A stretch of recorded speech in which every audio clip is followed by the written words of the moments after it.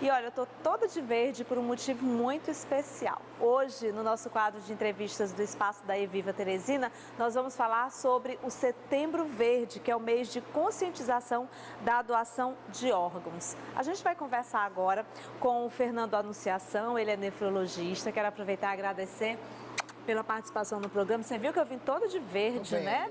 Por um motivo muito especial. Afinal de contas, o Setembro Verde, ele tem uma história, né? Com certeza. E a gente, na verdade, todos os anos a Clinefra ela tem se empenhado, né, em medidas dessa natureza, né, que são importantes porque a gente já convive com patologias, né, que trazem um quê emocional, um peso muito grande para os nossos pacientes. A gente precisa, de alguma forma, sair também um pouco do ambiente hospitalar, da clínica, né, para trazer essa informação que a gente acredita muito que chegar à população, chegar à sociedade, através da informação, talvez seja um caminho importante, né? Até essencial. Porque é importante a gente falar, sim, sobre a doação de órgãos. Sim. Porque muitas vezes algumas pessoas não sabem como funciona, não sabem de que forma pode ajudar isso. Ainda é um tema bem complexo. Bem complexo. Né? Difícil, na verdade, Com né? certeza. Até porque ele envolve aspectos emocionais, religiosos, crenças, né? Muitos mitos. Né? E que a gente, acho que talvez o papel maior do profissional talvez seja até desmistificar isso. Eu acho que a gente tem que quebrar um pouco, né? Tornar acessível essa informação. Com certeza. Né? Que órgãos podem ser doados? Na verdade, são vários, né? Hoje, na verdade, a gente tem o conceito do que é potencial doador. Sim. Né? Mas, de modo geral, rim, pâncreas, né?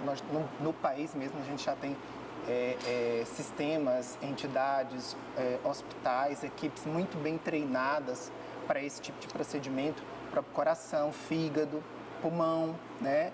No nosso estado, por exemplo, a gente ainda tem um pouco de dificuldades, né? A gente acaba tendo que encaminhar muitos pacientes nossos para outros estados para ter acesso, né? Para tentar se colocar na lista como potenciais receptores, né? Para ver se a gente consegue mudar um pouquinho esse cenário, né? Mas hoje são vários, principalmente porque a gente evoluiu muito no processo de conservação, né, de órgãos e tecidos. Sim. A própria córnea, né? Hoje a gente o nosso estado tem um movimento muito grande nisso também. E aí as pessoas precisam entender um pouco sobre isso, inclusive famílias inteiras, porque existem as condições para que possa acontecer a doação, né? Sim, a gente tem que ter um preparo, né? Uma estrutura, seja de ordem hospitalar e também uma equipe multiprofissional para amparar essa família num momento tão delicado, né? Que a gente sabe que a gente também tem que ter essa visão. Né? Eu lembro que na carteira de estudante, alguns anos atrás, existia uma lei que você colocava doador. Isso tinha o poder de escolha. Tinha o poder de escolha. Isso. Essa lei acabou, né? Isso. Já tivemos um período em que meio, não é nem compulsório, mas quase que obrigatório. Sim. Você já era, se não optasse, você já era considerado como doador, mas graças a Deus isso foi modificado, até porque a gente, como eu falo, a gente acredita que talvez o processo de conscientização e a definição disso ainda em vida, né, que a gente possa ter essa alternativa de decidir optar por ser ou não ser um doador. Mas mediante esclarecimento, porque a gente sabe que a doação é algo muito bonito, né? Muito lindo. Você doar o órgão para um ente próximo, né? Para o seu pai, para o seu filho. Acho que é uma prova de amor mesmo. Uma prova né? de amor, com certeza, né? Que você vai ajudar a outras pessoas que estão doentes, que estão aí precisando, né? Modificar a vida, a qualidade de vida, né? Que a gente, na verdade, vive numa eterna procura, seja de qual for a área médica, né? Mas a gente vive nessa eterna procura. Como que é feita a doação, assim? Existe um prazo determinado? Na verdade, o que a gente faz, né?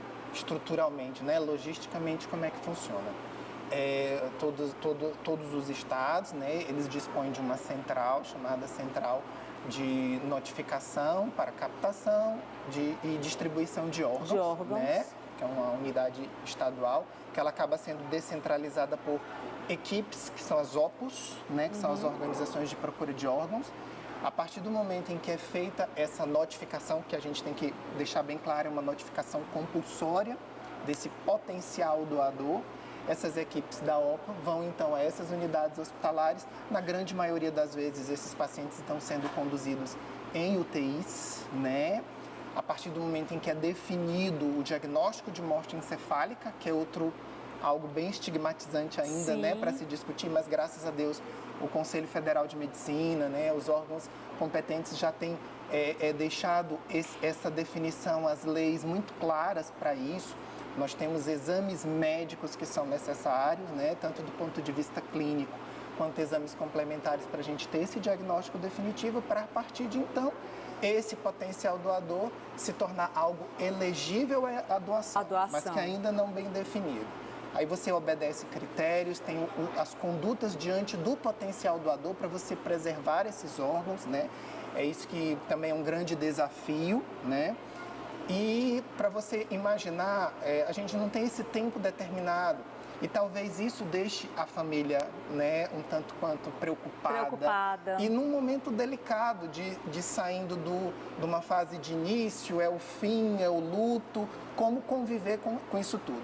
Então, a gente acredita que talvez a informação e também o processo de humanização do profissional que lida com isso, que chegue até a família. É essencial. Essencial. Né? Clareza nas informações, isso é fantástico. De que forma falar, abordar, explicar. E também entrar na dinâmica até social. Né? Da família, para poder se fazer entender o que realmente aconteceu.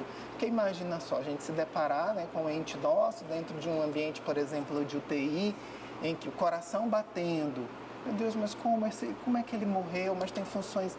Mas, na verdade, o diagnóstico de morte encefálica, que é uma outra temática, ele também está bem definido, inclusive com regimento bem claro sobre o assunto. Mas, enfim, a partir do momento em que isso é definido, são acionadas essas equipes e elas, então, vão determinar tanto a efetividade, que é o chamado doador efetivo para a doação, que é quem vai sofrer a captação, e aí vai chegar que eu digo assim, a fase bem dinâmica da coisa, né? Que é a definição dos potenciais receptores.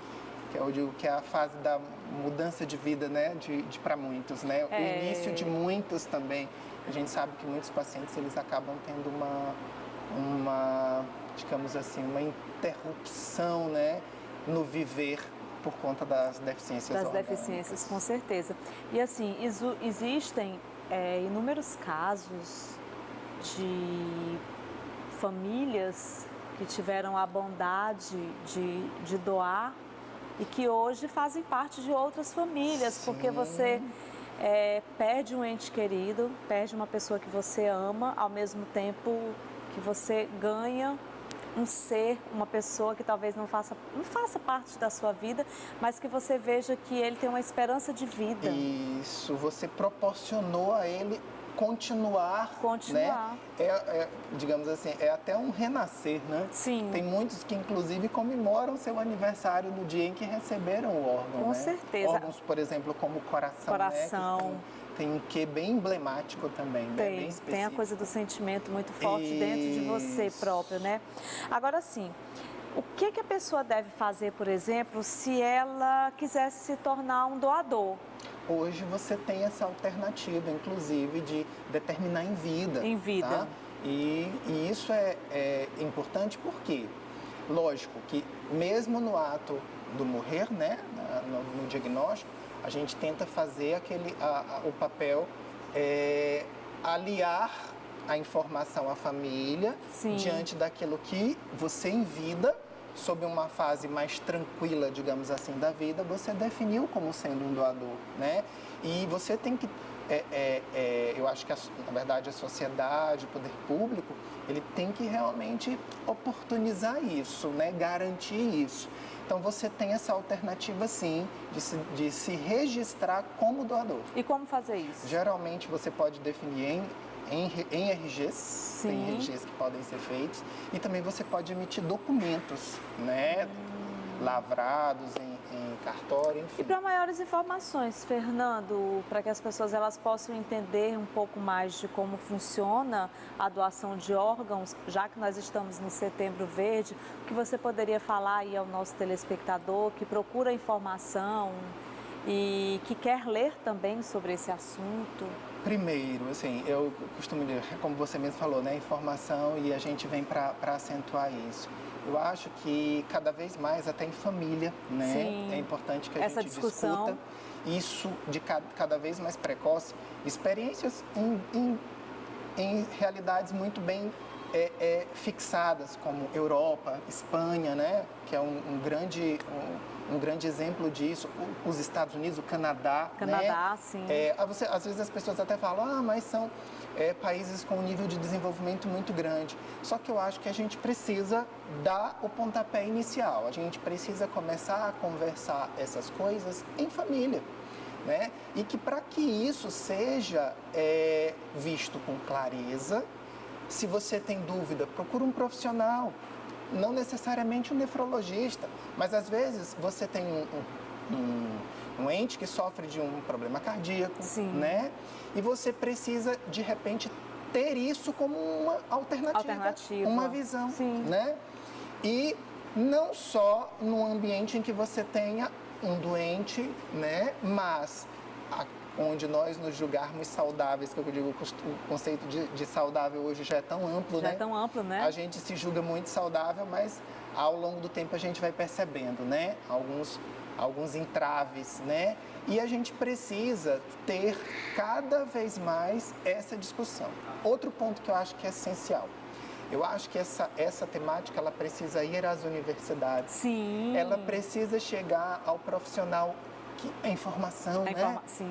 O enfermeiro, o médico, hoje é multifatorial, né? A gente tem psicólogos muito bem preparados para lidar com o luto, né? E para lidar também com esse momento da dinâmica do doar, ser ou não ser doador, né? Então eu acho que isso precisa chegar também às escolas. Existem experiências muito interessantes americanas em que